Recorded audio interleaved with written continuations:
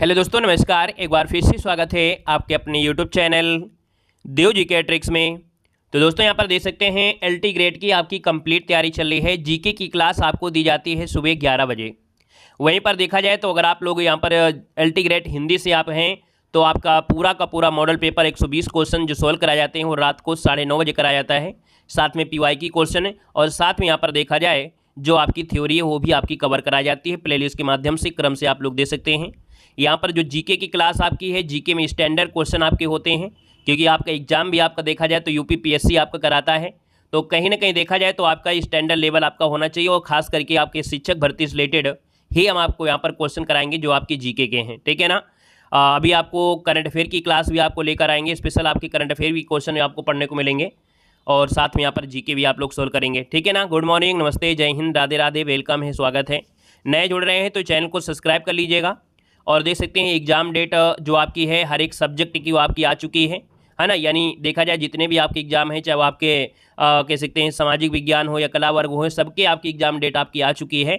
और अब आप लोग तैयारी करना शुरू कर दीजिएगा, ठीक है ना। हमारी तरफ से तैयारी आपकी पूरी चल रही है, बाकी जो भी कमी है वो आपकी भी पूरी आपकी होती रहेगी, ठीक है ना। चलिए, पहला क्वेश्चन आपकी स्क्रीन पर और आपसे कह रहा है निम्न में से कौन सा तंत्र है जो सही सुमेलित नहीं है। वन को ऑप्शन देना है कि कौन सा तंत्र है जो सही सुमेलित नहीं है, वन को ऑप्शन दीजिएगा।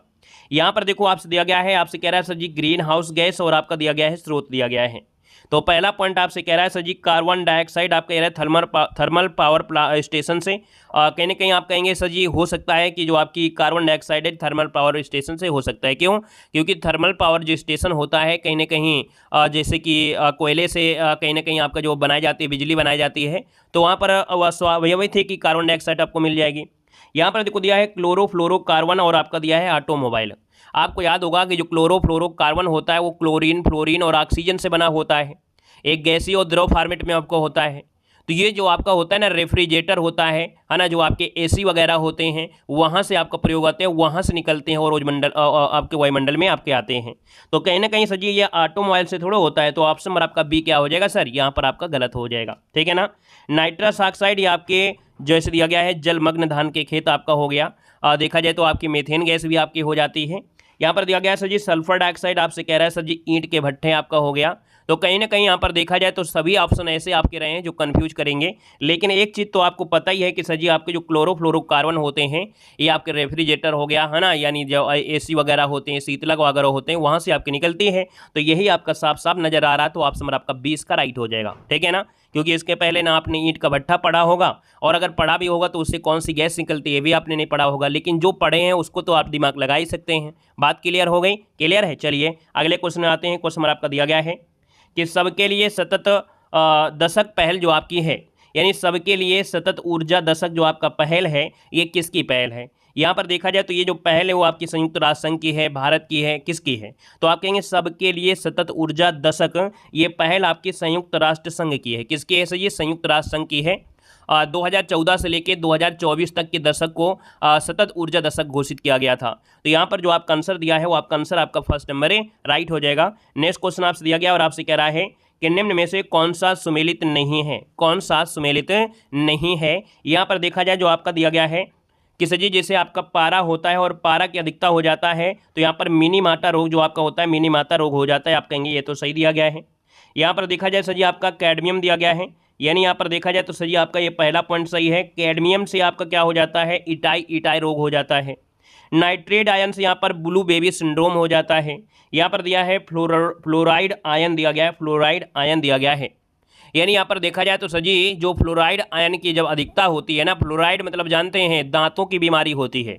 यानी अगर फ्लोराइड आयन जो होते हैं अगर अधिक हो जाते हैं ना तो दांत की बीमारी आपकी बढ़ जाती है, ठीक है। और इस बीमारी से दांतों का जो बाह्य आवरण जो चमका करता है ना वो प्रभावित हो जाता है और दांत पीलेपन हो जाते हैं। तो याद रखना ये आंसर आपका डी नंबर है, ये आपका सही नहीं है। बात क्लियर हो रही है। अगला क्वेश्चन आपसे दिया गया है और कह रहा है कि निम्नलिखित में से किसे वायुमंडल के प्राकृतिक संतुलन के लिए कार्बन डाइऑक्साइड की उपस्थिति सांद्रता मानी जाती है। यानी यहाँ पर देखा जाए तो सर जी आपका जो वातावरण अगर संतुलित रहे इसके लिए कार्बन डाइऑक्साइड का होना जरूरी है, और कार्बन डाइऑक्साइड होने के साथ साथ उसका परसेंटेज कितना होना जरूरी है। यहाँ पर देखा जाए तो आपका 0.03%। यानी कार्बन डाइऑक्साइड हमारे लिए खतरा भी है, लेकिन अगर कार्बन डाइऑक्साइड होगी ही नहीं तो समझो कि आपका जीवन भी नहीं होगा। तो इसलिए क्या करना है कि यहाँ पर जो कार्बन डाइऑक्साइड होगी वो होना चाहिए कितना, तो 0.03% आपका जो आंसर है आपका बी नंबर है राइट हो जाएगा, है ना। यानी अगर हम आपसे बोलें कि सर जी कार्बन का होना जरूरी है, क्यों जरूरी है, जैसे मान लीजिए सूर्य की किरणें आती हैं और यहाँ पर जो कार्बन के आपके अणु होते हैं उन्हीं से आपकी क्या होती है, ऊष्मा अवशोषित हो जाती है, और अगर कार्बन ना हो तो यहाँ पर बर्फ जम जाएगी पूरी तरीके से, है ना। इसलिए कार्बन का होना जरूरी है, लेकिन लिमिट में होना जरूरी है ना। जैसे आप लोग कुछ खाना खाते हैं, कोई ऐसी चीज़ खाते हैं तो लिमिट में आपका होता है, नहीं बाद में नुकसान करता है, ठीक है ना। अब आप खाना खाने में रोटी मत कह देना, और ज़्यादा रोटी खाओगे तो भी दिक्कत हो जाती है कभी कभी, ठीक है। आइएगा क्वेश्चन नंबर आपका 5 दिया गया है और आपसे कह रहा है कि निम्नलिखित में से जी कौन सा सही सुमेलित नहीं है। विश्व पर्यावरण दिवस दिया गया है, आप कहेंगे सर जी 5 जून को मनाते हैं, बिल्कुल सही है। पृथ्वी दिवस आपके देखिए 22 अप्रैल को मनाते हैं, ये भी आपका सही दिया है। तंबाकू निषेध दिवस दिया गया है, और तंबाकू निषेध दिवस जो आपका है ना, ये आपके सर जी 31 मई को मनाते हैं ना। कब मनाते हैं, 31 मई को मनावा जाता है, यानी 31 मई आपका हो जाएगा, इसलिए ऑप्शन नंबर आपका सी वाला ये गड़बड़ हो जाएगा। और ओजोन दिवस 16 सितंबर को मनाते हैं, बात क्लियर हो गई, ऑप्शन नंबर आपका सी गलत दिया है। क्वेश्चन नंबर आपका दिया गया है और आपसे कह रहा है कि जैव विविधता को अधिक संकट है, यानी जो आपका जैव विविधता है इसको जो अधिक संकट आपको है ना, ये संकट काहे से है। क्वेश्चन नंबर आपका 6 दिया गया है, तो ये संकट आपका देखा जाए तो कह रहा है प्राकृतिक विनाश और वनस्पतियों के विनाश से है। यानी जैव विविधता क्या होती है, जैसे आपने ही देखा होगा कि आपके जैसे गांव एरिया में है, वहाँ पर पहले ढेर सारे जंगल होते, तो जब जंगल होंगे तो वहाँ पर नई नई प्रजातियाँ, नए कीड़े और नई प्रकार की चीज़ें आपको देखने को मिलती हैं। जब जंगल ही खत्म हो जाएंगे, ना पेड़ पौधे रहेंगे, न पशु पक्षी रहेंगे, यानी जैव विविधता होगी ही नहीं। इसलिए सबसे ज़्यादा आपकी जैव विविधता को अधिक संकट है कि जो प्राकृतिक निवास आपका है और वनस्पतियों का विनाश हो रहा है। बात क्लियर हो रही है। आइएगा नेक्स्ट क्वेश्चन आपसे दिया गया और आपसे कह रहा है कि प्रकाश बोल्टी सेल होते हैं, प्रकाश बोल्टी सेल जो होते हैं ये क्या होते हैं, इनको हम लोग हिंदी में और हिंदी में बोलते हैं सौर सेल। क्या बोलते हैं, सौर सेल। यानी यहाँ पर देखा जाए तो प्रकाश बोल्टी सेल जो आपके होते हैं ना, ये सौर सेल होते हैं, यानी एक विद्युत के उपकरण होते हैं। ये प्रकाश बोल्टी प्रभाव द्वारा क्या करते हैं, प्रकाश ऊर्जा को सीधे विद्युत ऊर्जा में बदल देते हैं। क्या करते हैं, प्रकाश ऊर्जा ले लेते हैं, इसके बाद आपको विद्युत देते हैं। तो आपका आंसर आपका ये हो जाएगा, जिससे आपके घर में सौर पैनल लगे हुए हैं, सूर्य से किरणें लेते हैं, इसके बाद आपको ट्रांसफर करके सीधा विद्युत बना देते हैं। तो यही आपके होते हैं प्रकाश वोल्टेज सेल, यानी सौर सेल। ऑप्शन नंबर आपका फर्स्ट यहाँ पर है राइट हो जाएगा। और साथ में जो लोग यहाँ पर हिंदी की तैयारी कर रहे हैं एलटी ग्रेड के लिए, वो हमारे ऐप से जुड़ सकते हैं, डेमो पीडीएफ वगैरह वहीं आपको मिल जाएंगी। लेकिन यहाँ पर देखा जाए तो आपको हम कंटेंट मात्र 99 रुपये में दे रहे हैं, जिसमें आपको कंप्लीट हिंदी साहित्य होगा जो आपकी एग्जाम में पूछे जा चुके हैं या और भी एग्जाम में हैं। साथ में यहाँ पर देखो जीवन परिचय टेस्ट सीरीज भी आपकी 25 एग्जामों की है। अभी देखिए आपका यूपी टेट सी टेट आपका आ गया है, उसकी भी टेस्ट सीरीज इसमें आपको मिल जाएगा। लगभग 25 एग्जामों की यहाँ पर टेस्ट सीरीज इसमें आपकी है। क्लास नोट्स जो हम आपको पढ़ाते हैं ना थ्योरी की आपको हिंदी में, वो भी आपको देते हैं। साथ में पीवाई की क्वेश्चन है, 2000 ऑब्जेक्टिव क्वेश्चन भी आपका है। इतने में आपका बेड़ा पार हो जाएगा। तो ऐप को डाउनलोड कर लेना, ठीक है ना, और वहाँ से जुड़ जाइएगा और 99 रुपये में अपनी हिंदी साहित्य अच्छे तरीके से तैयार कर लेना, ठीक है ना। बाकी जब हम आपको व्याकरण पढ़ाएंगे तो व्याकरण की भी क्लास नोट्स आपको डालते जाएंगे, ठीक है ना। आइएगा नेक्स्ट क्वेश्चन आपसे दिया गया है कि सूची फर्स्ट को सूची सेकेंड से सुमेलित करना है। यहाँ पर आपसे दिया है आपका सूची फर्स्ट और यहाँ पर सूची सेकेंड दिया है। तो हम कहते हैं सर जी आपको विटीकल्चर, और विटीकल्चर अगर आप बोलेंगे तो आप कहेंगे सर विटीकल्चर तो अंगूर की खेती होती है। यहाँ पर देखो वेजिकल्चर दिया है, वेजिकल्चर सर जी क्या होता है, वेजिकल्चर होता है वृक्षों की कृषि से आपका दिया गया है। यानी यहाँ पर आपका सर जी क्या हो जाएगा, वेजिकल्चर वृक्षों की खेती होती है। तो जी पिसीकल्चर क्या होता है, मछली पालन आपका होता है। और ओलेरीकल्चर क्या होता है, सब्जी खेती होती है, यानी ये आपका आएगा। तो आपका देखिए ये आपका बी वाला ऑप्शन यहाँ पर है राइट हो जाएगा, यानी 4 3 2 1 इसका आंसर राइट हो जाएगा, ठीक है। अगले क्वेश्चन को आते हैं। क्वेश्चन नंबर आपका दिया गया है कि विटामिन ई का महत्वपूर्ण स्रोत निम्नलिखित में से कौन सा है। विटामिन ई आपके बॉडी के लिए बहुत जरूरी होता है, क्योंकि ये एंटीऑक्सीडेंट के रूप में मानव शरीर में जो कोशिका होता है ना, उनको कार्य करने में सहायता प्रदान करता है। तो विटामिन ई आपको कैसे मिलेगा, विटामिन ई होता है जो आपकी वसा में घुलनशील होते हैं। ये गेहूं का जो अंकुरण होता है ना, गेहूं अंकुरण हो गया, तेल में सबसे अधिक पाया जाता है। तो इसका जो आपका आंसर दिया गया है 8 नंबर में, वो आपका नारियल का तेल, ताड़ का तेल, गेहूं का अंकुर तेल है, राई और सरसों का तेल दिया गया है। तो सर जी आप कहेंगे सर गेहूं अंकुर का जो तेल है, ऑप्शन नंबर आपका हो जाएगा सी नंबर, इसका राइट हो जाएगा। जनन क्षमता में भी आपको काम देता है ना, आपके पैरों में कभी कभी आप देखते हैं ज़्यादा दर्द भी होने लगता है तो विटामिन ए की गोलियां भी खाना पड़ता है। तो कहीं ना कहीं अगर आप अंकुरित चने खाएं, अंकुरित गेहूं वगैरह खाएं ना, तो आपकी बॉडी में ई वाली जो आपकी विटामिन ई समस्या नहीं आएगी। ठीक है, अगला क्वेश्चन आपसे दिया गया है कि मलेरिया रोग की जो प्रभावी औषधि है कुनैन का निष्कर्षण किया जाता है। यानी जब आपको मलेरिया हो जाता है तो एक दवा दी जाती है कुनैन, और ये कुनैन जो आपका है ना, ये एक वृक्ष से प्राप्त की जाती है, उस पौधे की छाल से निकाला जाता है, और ये पौधे को बोलते हैं आवृतबीजी पादप बोलते हैं। तो आपका जो आंसर है 10 नंबर में, वो ऑप्शन नंबर आपका भी हो जाएगा, सिनकोना वृक्ष की छाल से प्राप्त होता है। यहाँ पर अगला क्वेश्चन आपसे दिया गया और आपसे कह रहा है कि निम्नलिखित में से किस युग में सही सुमेलन आपका नहीं है। यानी कौन सी चीज है वो जो सही सुमेलित नहीं है। थायमीन दिया गया है, और थायमीन दिया है बेरी बेरी है ना, थायमीन बेरी बेरी है। स्कर्वी कमला आपके स्कर्वी हो जाएगा। विटामिन ए दिया है वर्णांता, ये तो बात गलत हो जाएगी, क्योंकि वर्णांता यानी कलर विजन होता है, और ये एक एक्स कह सकते हैं संलग्न वंशागति रोग होता है। लाल और हरा जो होते हैं ना, इसको देख नहीं पाते हैं। तो ये जो आपका वर्णांता होता है ना, विटामिन ए की कमी से, यानी यहाँ पर देखा जाए जो आपका दिया है विटामिन ए की कमी से थोड़ा हो जाएगा। तो यहाँ पर देखा जाए तो इसका जो आपका सही सुमेलित है ऑप्शन नंबर आपका सी, यहाँ पर क्या होगा, गड़बड़ हो जाएगा। यहाँ पर दिया है विटामिन के दिया है, तो आप कहेंगे सर रक्त जमना आपका हो गया है। तो यहाँ पर देखा जाए तो आपका आंसर आपका सी वाला यहाँ पर राइट हो जाएगा। ठीक है, आइएगा नेक्स्ट क्वेश्चन आपसे दिया गया और आपसे कह रहा है, मतलब यहाँ पर क्या है ना, ये जो वर्णांता है कहीं ना कहीं ये एक आनुवांशिक रोग होता है। ठीक है, अगला क्वेश्चन यहाँ पर दिया गया है और आपसे कह रहा है कि निम्न में से कौन पंचायतों की संरचना के बाबत उपबंध कराने को अधिकृत है। यानी जो पंचायतें होती हैं, इनका जो पंचायत आपका है उसका गठन आपका है, ये 243 के गा के फर्स्ट में है। कितने में है, 243 का जो आपका गा है इसके फर्स्ट में आपका ये बातें बताई गई हैं। और देखा जाए तो सर जी यहाँ पर जो राज्य का जो विधानमंडल होता है, वहाँ पर पंचायतों की जो संरचना होती है उसके बारे में यहाँ पर दिया गया है। तो ये सर जी राज्य का विधानमंडल ऑप्शन नंबर आपका भी बनेगा। क्वेश्चन आपका दिया है निम्नलिखित अभिलेखों में से किसमें अशोक का नामोल्लेख आपका हुआ है। यानी सर जी कौन सा आपका शिलालेख है जिसमें अशोक नाम शब्द जो आपका है, अशोक का नाम जो आपका है वो हुआ है। तो देखा जाए तो अशोक का इतिहास में मुख्यतः अभिलेखों से ही ज्ञात होता है। अभी तक 40 से अधिक अभिलेख प्राप्त हो गए हैं। मास्की, गुर्जरा, नेतुर, उडेगोलम है ना, आदि लेखों से अशोक के नाम मिलते हैं, लेकिन कहीं अलग अलग मिलता है, कोई अशोक मिलता है, कुछ निम्प्री मिलता है ना। तो यहाँ पर देखा जाए तो आपका आंसर जो आपका दिया है वो आपका इनमें से क्या हो जाएगा, तो सर जी गुर्जरा इसका आंसर आपका राइट हो जाएगा। मास्की, गुर्जरा, नेतुर और उडेगोलम ये अभिलेखों से अशोक जो आपका है, अशोक का व्यक्तिगत नाम ही भी मिल जाता है। क्वेश्चन नंबर आपसे अगला पूछा गया है कि परम भागवत उपाधि धारण करने वाला प्रथम गुप्त शासक इनमें से कौन था। तो परम भागवत की उपाधि धारण किया था आपके चंद्रगुप्त द्वितीय ने। किसने, चंद्रगुप्त द्वितीय ने, और ये प्रथम गुप्त शासक था ना। और परम भागवत की उपाधि धारण किया था। मेहरौली का जो मेहरौली लेख स्तंभ है ना, वहाँ पर देखा जाए तो कह सकते हैं विष्णु ध्वज की स्थापना कराई थी। अगला क्वेश्चन आपसे दिया गया है सुप्रसिद्ध मध्यकालीन संत नामदेव जो संबंधित थे आपके कहाँ से संबंधित हैं, और ये कौन से संप्रदाय से आपके हैं। तो दोस्तों याद रखना ये संप्रदाय पूछा गया, संप्रदाय हैं तो आपके वैष्णव संप्रदाय से हैं। ऑप्शन नंबर आपका जो बनेगा वो आपका भी हो जाएगा, वैष्णव संप्रदाय से संबंधित आपके हैं।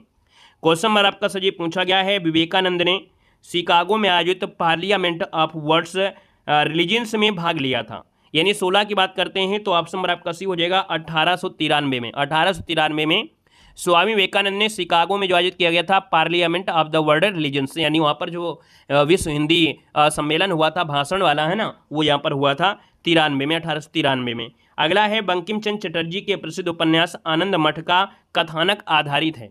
तो आनंद मठ का जो आपका है बंकिम चटर्जी के द्वारा लिखा गया था एक बंगाली उपन्यास है ना। तो यहाँ पर देखा जाए तो सजी 17 का ऑप्शन नंबर आपका डी हो जाएगा। ये सन्यासी विद्रोह पर आधारित है, सन्यासी विद्रोह पर आधारित है, 1882 में प्रकाशित हुआ था। यहाँ पर आगे बढ़ते हैं। क्वेश्चन नंबर आपका दिया गया है अखिल भारतीय किसान सभा के संस्थापक अध्यक्ष कौन थे। यानी जो अखिल भारतीय किसान सभा है इसके संस्थापक अध्यक्ष पूछा गया है। तो जब संस्थापक यानी जब इसकी स्थापना हुई थी तब इसके आपके जो अध्यक्ष थे वो सजी स्वामी सहजानंद सरस्वती थे। यहाँ पर देखा जाए तो स्थापना 1936 में की गई थी। और आपको याद होगा कि जो अखिल भारतीय कांग्रेस का लखनऊ अधिवेशन हुआ था, यानी देखा जाए तो आपका जो आंसर दिया गया है वो आपका सजी क्या हो जाएगा, बी नंबर यहाँ पर राइट हो जाएगा। अगला क्वेश्चन आपसे दिया गया है कि निम्न में से किसे भारत में स्थानीय स्वशासन स्वायत्त स्वशासन का जनक माना जाता है। तो सर जी ये जो आपके हैं ना लॉर्ड रिपन है, कौन है? लॉर्ड रिपन के जो कार्यकाल है, स्थानीय स्वशासन प्रस्ताव यानी 1882 में भारत में आधुनिक स्थानीय सुशासन का प्रारंभ माना गया है ना। लॉर्ड रिपन को स्थानीय सुशासन का पिता कहा जाता है। अगला क्वेश्चन आपसे दिया गया और आपसे कह रहा है निम्नलिखित में से कौन सा सही सुमेलित नहीं है। तो 20 नंबर में आपसे कह रहा है कौन नहीं सही सुमेलित है। कह रहा है सर मोतीलाल नेहरू दिया था नेहरू रिपोर्ट, MK गांधी जो आपके हैं वो चंपारण आंदोलन है, SC बोस आपके फॉरवर्ड ब्लॉक से संबंधित, यहाँ तक तो सही था। MA जिन्ना खिलाफत आंदोलन है, तो हमने आपको ये क्वेश्चन एक बार और सॉल्व कराया था कि खिलाफत आंदोलन प्रारंभ करने के लिए जो आपकी गठित की गई थी खिलाफत कमेटी, उसमें शौकत अली, मोहम्मद अली है ना, अबुल कलाम आज़ाद और हकीम अजमल खां, हसरत मोहानी, डॉक्टर अंसारी है ना, ये शामिल आपके रहे थे है ना। तो भैया यहाँ पर देखा जाए तो इनमें मुख्यतः जैसे अली बंधु हैं है ना, शौकत अली, मोहम्मद अली, इनको दिया जाता है। तो ये नाम जो आपका है ना खिलाफत आंदोलन, M जिन्ना आपके उस समय नहीं थे। तो इसका आंसर आपका डी हो जाएगा। इस क्वेश्चन को हमने 3 बार आपको करा दिया है। यहाँ पर दिया है पंचायत समिति के जो आपके सदस्य होते हैं, पंचायत समिति के जो सदस्य होते हैं ना, तो आपको याद है पंचायत समिति के जो होते हैं ना, तो प्रत्यक्ष रूप से जनता द्वारा हम ही लोग तो निर्वाचित करते हैं ना, सब जनता जो होती है वही तो पंचायत के लोगों को करते हैं। ऑप्शन नंबर आपका सही इसका राइट हो जाएगा।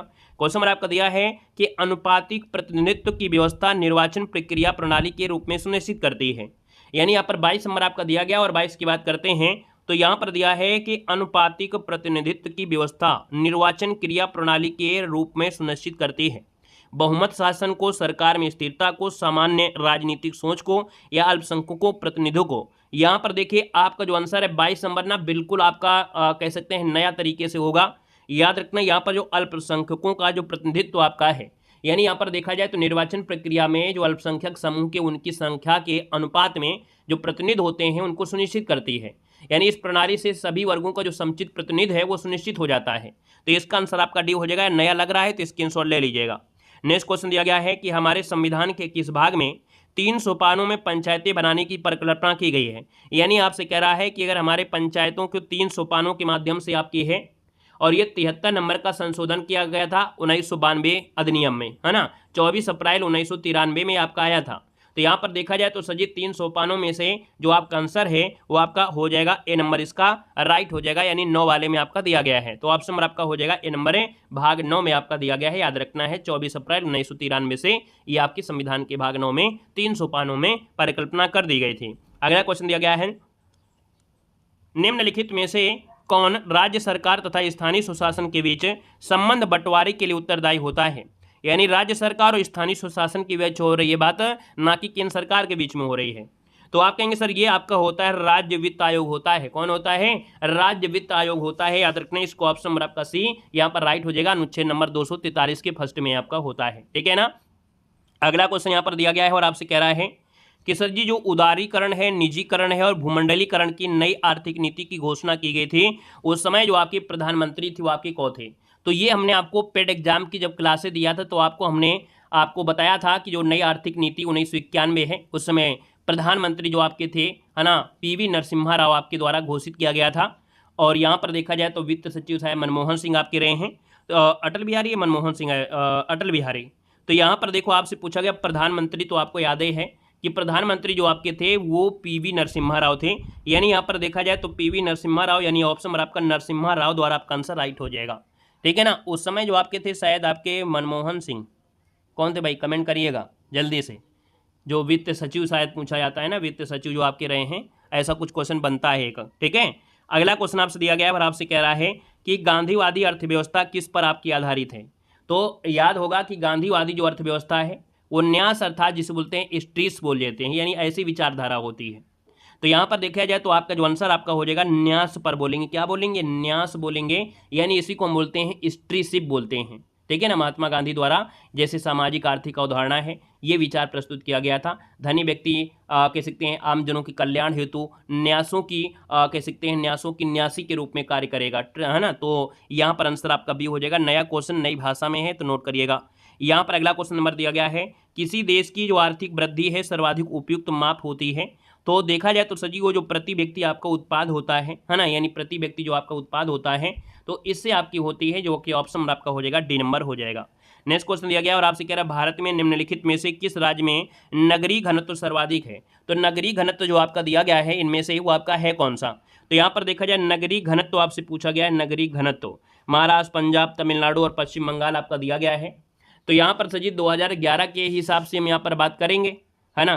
तो यहाँ पर इन आंकड़ों के अनुसार देखा जाए तो आपका जो नगरीय घनत्व तो आपका है ना, तो यहाँ पर जो आपका महाराष्ट्र आपका आता है, पंजाब है, तमिलनाडु है और पश्चिम बंगाल है। इन राज्यों में सर्वाधिक जनसंख्या घनत्व जो आपका है ना, इन 4 राज्यों में वो सबसे ज़्यादा कहाँ पर है? तो आप कहेंगे सर जी जो महाराष्ट्र है वो आपका 55-94 है और तमिलनाडु जो आपका है पश्चिम बंगाल है वो आपका 56-83 है। तो यहाँ पर याद रखना है, इसका आंसर आपका डी नंबर है, राइट हो जाएगा। याद रखना है नगरीय घनत्व की बात करें, नगरीकरण की बात नहीं करें। अगर नगरीकरण होता है तो हम लोग महाराष्ट्र लगाते हैं, गोवा लगा देते हैं, लेकिन यहाँ पर नगरीय घनत्व की बात कर रहा है तो पश्चिम बंगाल इसका आंसर राइट हो जाएगा। यहाँ का जो आपका है जनघनत्व है वो 5683 प्रति वर्ग में है। अगला क्वेश्चन आपसे दिया गया है कि निम्नलिखित संघ शासित राज्यों में स्त्री साक्षरता 2011 की जनगणना के अनुसार जो उच्चतम आपका है वो आपका कहाँ का है? तो देखा जाए तो यहाँ पर 29 नंबर दिया गया है और यहाँ पर देखा जाए तो जो आपका लक्षद्वीप आपका है ना, कौन है? लक्षद्वीप जो आपका है लक्षद्वीप, यहाँ पर लक्षद्वीप में आपका है 87.9% आपका है। तो इसका आंसर आपका डी नंबर इसका राइट हो जाएगा। क्वेश्चन नंबर दिया गया है राम सेतु जो आपका शुरू होता है यानी आदम ब्रिज जिसे कहते हैं, ये भारत का जो पम्बन द्वीप है ना उसका अंतिम छोर होता है, उसको बोलते हैं धनुषकोडी। वहाँ से प्रारंभ हो जाता है और श्रीलंका के मन्नार द्वीप तक जाता है। यानी यहाँ पर देखा जाए तो सजी 30 नंबर का ऑप्शन नंबर आपका बनेगा धनुषकोडी से इसका आंसर आपका फर्स्ट बनेगा। क्वेश्चन नंबर आपसे अगला पूछा गया है संसार का सर्वाधिक जनसंख्या वाला मरुस्थल जो आपका इनमें से कौन है? हमने कहा सजी 30 क्वेश्चन तो आपके होते हैं लेकिन कुछ क्वेश्चन हम आपको ऐड कर देते हैं। अभी आपको जल्दी आपको करंट अफेयर के भी क्वेश्चन आपको ऐड करेंगे तो कम से कम 50 क्वेश्चन आपको पढ़ाया करेंगे। उससे में क्या होता है उतने में आपका पेट हमारा इतने में भरता नहीं है, और जब 50 क्वेश्चन कराएंगे तो कम से कम 30-35 मिनट कम से समय लगे तो लगता है कि हाँ थोड़ा पढ़ाई की नहीं है। 30 क्वेश्चन तो एक हमको ऐसा लगता है टाइम पास है। एग्जाम में तो 30 क्वेश्चन आएंगे लेकिन हम आपको यहाँ पर 60 क्वेश्चन भी पढ़ा सकते हैं, 100 क्वेश्चन भी पढ़ा सकते हैं, है ना। और क्योंकि हमें आपको ज़्यादा से ज़्यादा पढ़ाना है और आपको ज़्यादा से ज़्यादा पढ़ना है। एग्जाम में तो 30 क्वेश्चन आपके आएंगे, हालांकि 30 क्वेश्चन जो स्टार्टिंग के वो पूरा प्रैक्टिस सेट के हिसाब से होता है, बाकी और क्वेश्चन हम आपको ऐड कर देते हैं, है ना। उससे आपको खुशी होना चाहिए कि चलिए हम ज़्यादा से ज़्यादा क्वेश्चन पढ़ते जा रहे हैं। तो संसार का सर्वाधिक जनघनत्व वाला जो मरुस्थल आपका दिया है ना वो आपका थार मरुस्थल आपका है। यानी थार मरुस्थल अपने भारत में ही तो है ना, आपके राजस्थान वाला एरिया में, यहाँ पर ज़्यादा जनसंख्या है। तो आप कहेंगे सर थार मरुस्थल यानी ऑप्शन नंबर आपका सी इसका राइट हो जाएगा। सहारा मत लगा देना, बड़ा नहीं पूछा गया है, जनसंख्या के हिसाब से पूछा गया है। निम्नलिखित में से कौन सुमेलित आपका है? यानी सुमेलित है आपका लोनार झील आपका दिया है, मध्य प्रदेश दिया गया है, और लोनार झील मध्य प्रदेश दिया गया है, महाराष्ट्र में है ना। लोनार झील आपके महाराष्ट्र में है तो आपका ये गलत हो जाएगा ना। यहाँ पर नक्की झील आपका गुजरात दिया गया है, नक्की झील गुजरात में है, नक्की झील गुजरात में नहीं है, ये राजस्थान में है, ये आपके राजस्थान में है। और ये जो आपकी लोनार है वो आपके महाराष्ट्र में है ना, महाराष्ट्र में आपकी है। यहाँ पर देखा जाए कोलेरू आंध्र प्रदेश में है, बिल्कुल सही जवाब है। यहाँ पर पुलिकट आप लोग कह सकते हैं सर जी, आपके तमिलनाडु कह सकते हैं, ऑप्शन नंबर आपका सी गलत मतलब सही है। अगला क्वेश्चन दिया गया है निम्नलिखित में से कौन सी खरीफ फसल आपकी नहीं है? तो सर जी खरीफ फसल आपकी नहीं है तो कपास खड़े हो यानी कपास तो आपका है ही है, यानी यहाँ पर मूंगफली भी आपकी बो जाती है। सरसों आपका नहीं है, सरसों आपको मालूम है कब होती है? सरसों सर्दियों में आपकी होती है, जब आप लोग पीले पीले खेतों में, सरसों के खेतों में, है ना, जब आप लोग सेल्फी लेते हैं, है ना, तो याद आता है बड़े क्या आनंद है, क्या मौसम है, क्या सुहाना मौसम है, पीले फूल खिले हैं, है ना। तो आपका सजी यहाँ पर हो जाएगा, ये पर खरीफ नहीं है, रबी की है। अगला क्वेश्चन दिया गया है कि यदि गरीब शिक्षा तक नहीं पहुँच सकते हैं तो शिक्षा को हम गरीबों तक पहुँचाना होगा। ये कहा किसने था? ये विवेकानंद ने कहा था। यानी ऑप्शन नंबर आपका सजी क्या हो जाएगा? सी नंबर इसका राइट हो जाएगा। और आज के समय की ये कंडीशन है कि शिक्षा पहुँचे चाहे ना पहुँचे, है ना, पहुँचे और चाहे ना पहुँचे, लेकिन शिक्षा वाले जो होते हैं ना बच्चे आपके आंदोलन करेंगे, शिक्षक भी करेंगे, लेकिन शिक्षक भर्ती भी नहीं आएगी, ना ही बच्चों का अनुपात आपका होगा। तो आज के समय में सिस्टम बिल्कुल अलग हो गया है, पहले और अब का अंतर बिल्कुल अलग हो गया है।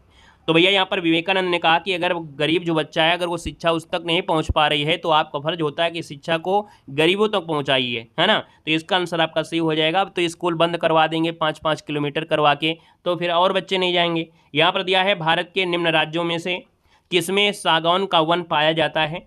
तो सागौन का वन आपके कहाँ पाए जाएंगे? जो आपका उष्ण वाला एरिया है, और उस वाले एरिया में सब में देखा जाए तो आपका सजी जो आपका मध्य प्रदेश आपका है ना, कौन? जो मध्य प्रदेश आपका है, यहाँ पर देखा जाए तो आपके इसका योगदान बहुत ही, जैसे आपका आर्थिक दृष्टि से यानी कि देखा जाए सागौन, साल, शीशम, देवदार, चीड़, पाइन, ये जो आपके हैं संपूर्ण देश के लगभग यहाँ पर आपको ज़्यादा से ज़्यादा मिलते हैं। तो इसका हिस्सा जो आपका 50% हिस्सा लगभग मध्य प्रदेश में आपका विस्तारित है संपूर्ण में सागौन मामले में। तो आपका ए नंबर इसका राइट हो जाएगा।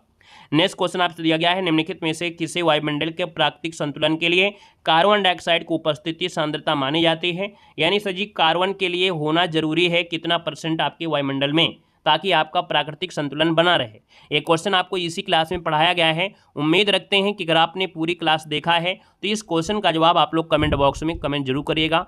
अगर लाइव है तो लाइव दीजिएगा, बाकी आप लोग रिकॉर्डेड क्लास दे रहे हैं यानी ऑफलाइन देख रहे हैं तो फिर आप लोग इस क्लास का जवाब आप जरूर दीजिएगा। आप लोगों से इंतजार रहेगा इस क्वेश्चन का सही आंसर पाने के लिए, ठीक है ना।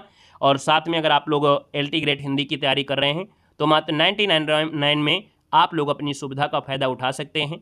अच्छे खासे हाईलाइट नोट्स आपके हैं, प्रिंटेड नोट्स आपके हैं, क्या पढ़ना है क्या नहीं पढ़ना है वो सब कुछ आपको वहीं पर आपको दिखा दिया गया है, बता दिया गया है, निशान लगा दिया गया है। साथ में क्लास नोट्स जो आपकी होती है, PY की क्वेश्चन आपके हैं, टेस्ट सीरीज आपकी हैं, है ना, और साथ में 2000 ऑब्जेक्टिव क्वेश्चन, ये सब कुछ आपको 99 में है। तो आप लोग ऐप में जुड़िए, देव जी के ट्रिक ऐप है, वहाँ से अपना तैयारी कर सकते हैं अच्छी तरीके से, ठीक है ना। क्लियर है, खुश हैं आप लोग, टेस्ट पेपर अच्छा लग रहा है, अच्छा लग रहा है और भी अच्छा लगेगा आने वाले समय में। यानी धीरे धीरे आपको देख सकते हैं डेली परिवर्तन आपको मिल रहा है और डेली परिवर्तन के साथ आप लोग एग्जाम तक में आप लोग अच्छी तरीके से जीके भी आप लोग तैयार कर पाएंगे। अभी मैराथन क्लास जब आपको देंगे तो और भी आपका रिवीजन अच्छी तरीके से हो जाएगा, ठीक है ना। तो चलिए आज के इतना रखते हैं। सेशन अगर आपका अच्छा लगा है तो लाइक शेयर कर दीजिएगा, है ना, क्योंकि आप लोगों से लाइक शेयर करने के लिए हम ज़्यादा रिक्वेस्ट नहीं करते हैं ना कहते हैं, क्योंकि आप लोग शिक्षित हैं और शिक्षा की जगत में देखा जाए तो सबसे अच्छी पोस्ट में आप लोग जाने वाले हैं। तो कहीं ना कहीं आप लोगों को ये जो हम मेहनत कर रहे हैं उस मेहनत का फल आपको माध्यम से मिले, वो एक माध्यम है कि लाइक शेयर आप लोग करते हैं। तो हमें लगता है कि नहीं आप लोगों को सेशन अच्छा लग रहा है, पढ़ाने के हमारी जो आपकी शैली है वो भी आपको अच्छी लग रही होगी, है ना। तो थोड़ा हमें मोटिवेट मिल जाता है, थोड़ी एनर्जी मिल जाती है। तो अपना इस चीज़ का ध्यान रखिएगा, ठीक है ना। तो चलिए फिर आज के लिए इतना रखते हैं, मिलते हैं नए सेशन में। धन्यवाद सभी को, जय हिंद।